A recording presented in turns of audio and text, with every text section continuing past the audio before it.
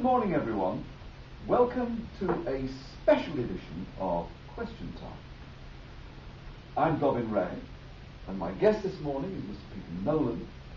Peter is Managing Director of Fifth Element, a British software developer who market a new form, if you wish, of management information, which they call VCor data visualization.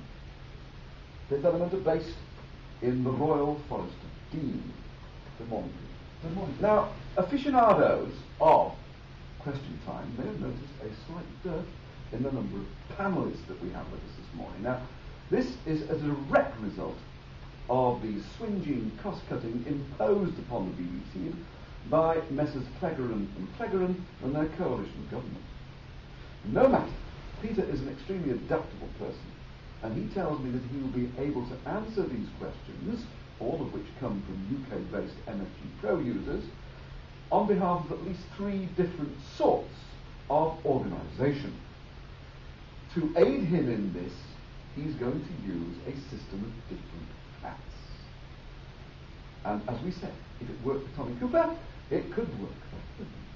I'm sure you'll wish him, as I do, the best of British luck. Question 1, Peter. I use Cognos for my global reporting.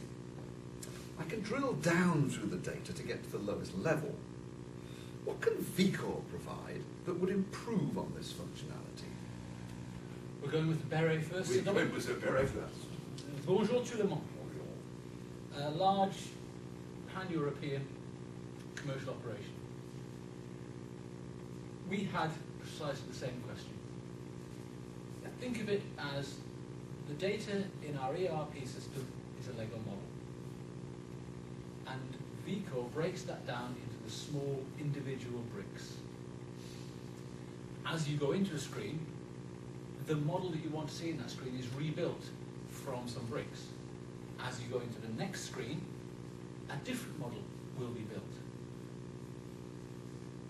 That's essentially how it works. This concept of there being an end doesn't exist anymore.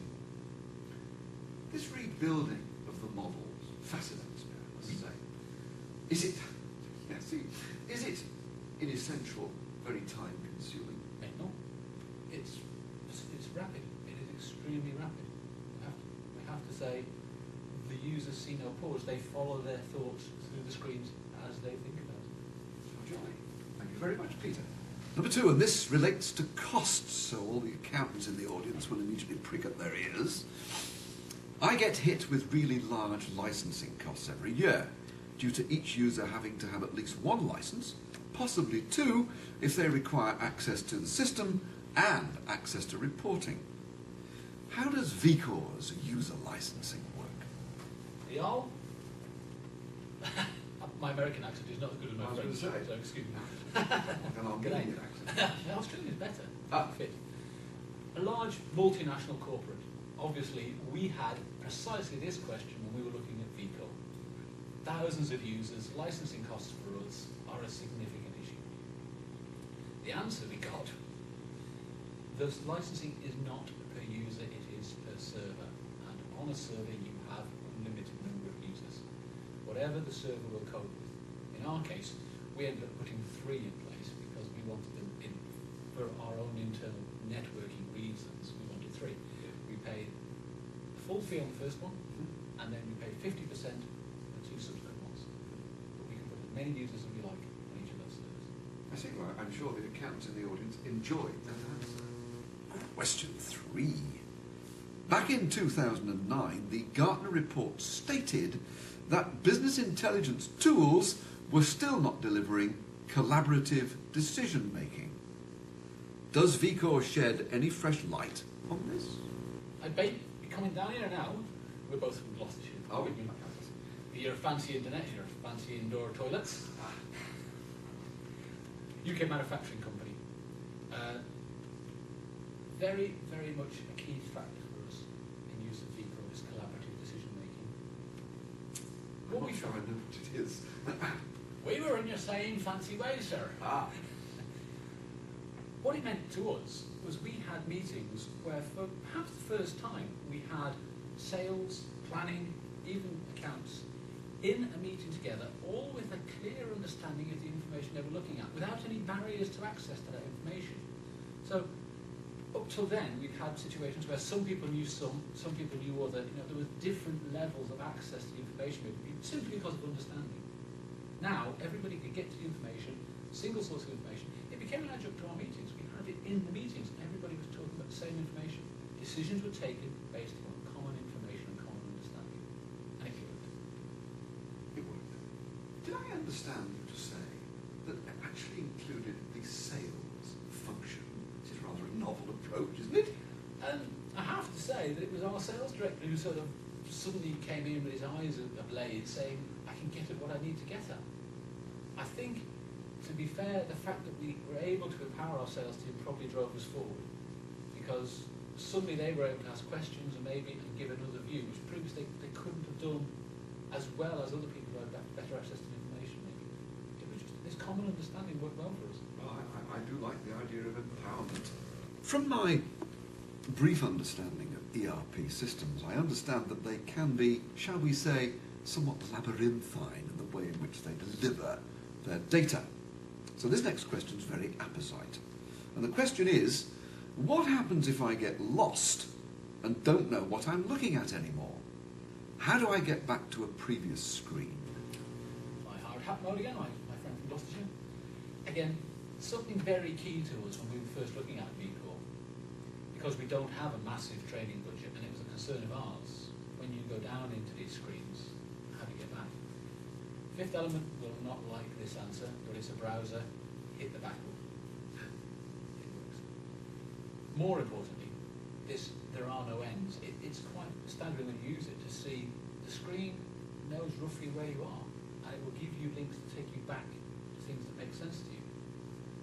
At the end of the day, though, on the menu, left-hand side, you can click on the thing you started from, you're back to where you began from. So basically, you can't get lost. Now, question 5. How do you provide updates to the system? Do we have to do these? And how long is the system down for to complete the upgrade? Right, so I'll answer this as me, for obvious reasons. The updates are done via remote access. We do the updates. You as a customer do not. The system does not have to go down the updates to be done. We've had systems which have been in operation for 3 and more years on a single run. In fact, the one I'm thinking of only went down because the electricity cut out and their emergency backup power failed. Otherwise, the system would have kept going for longer. I am an existing VCor user. I've seen an interesting module at one of our sister companies who is also a VCor user, and I'd like to get that module added to my system. What will this cost me, please? It depends on the module, obviously, but normally we give it to you. We've done the work before, it's yours. Give? Yes. Not a word that's often associated with IT companies.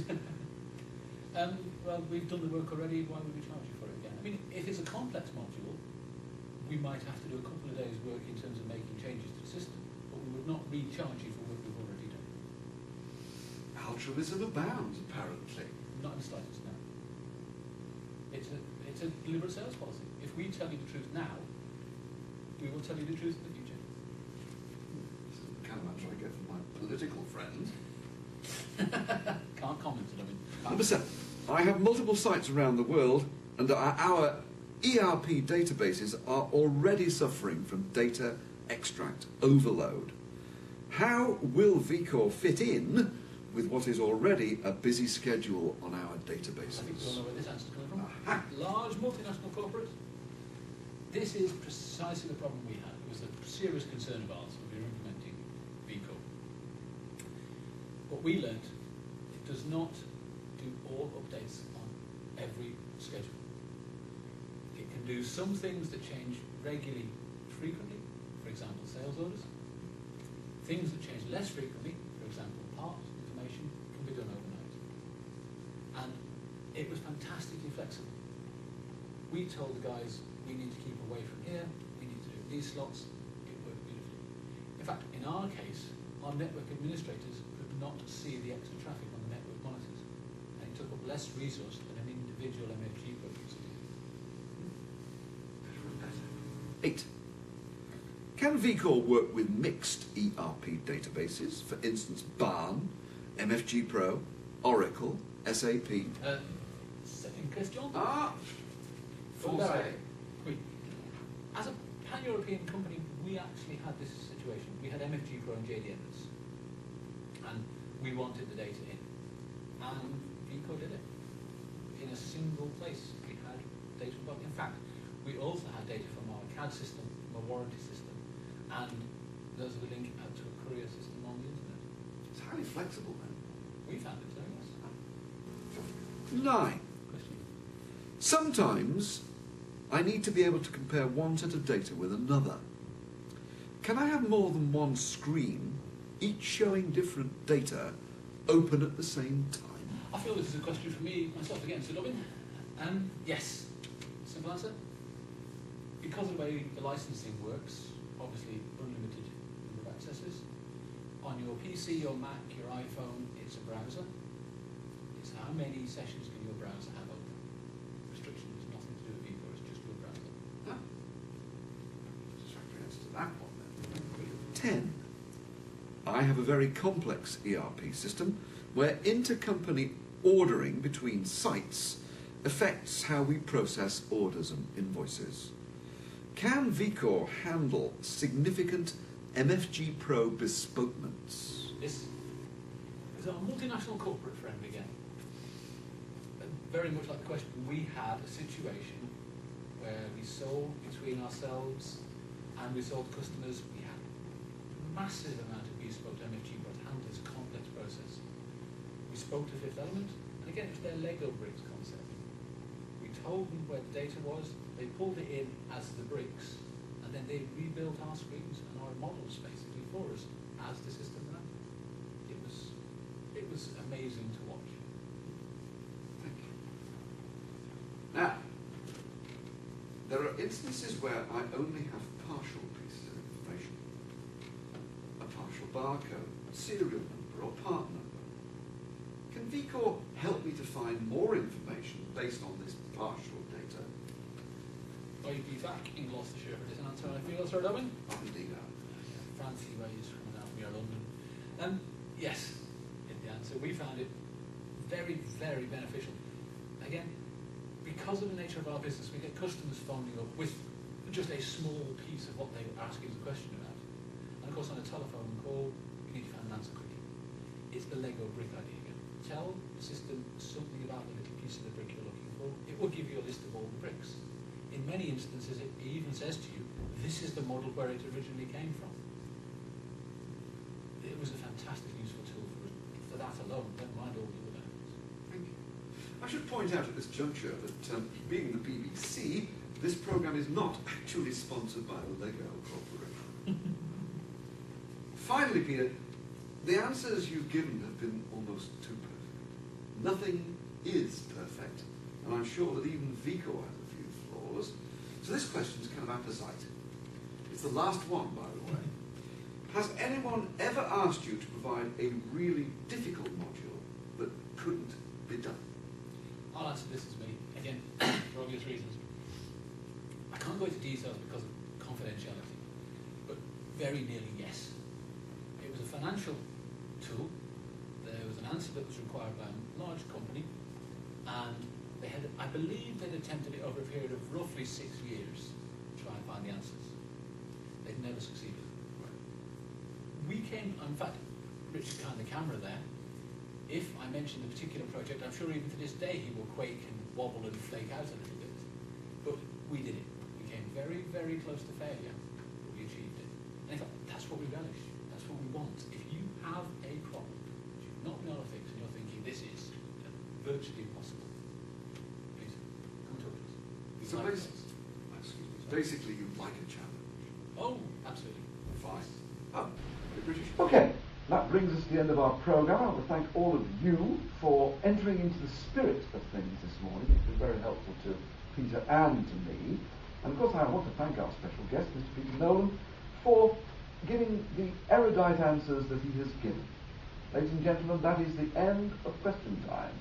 Thank you.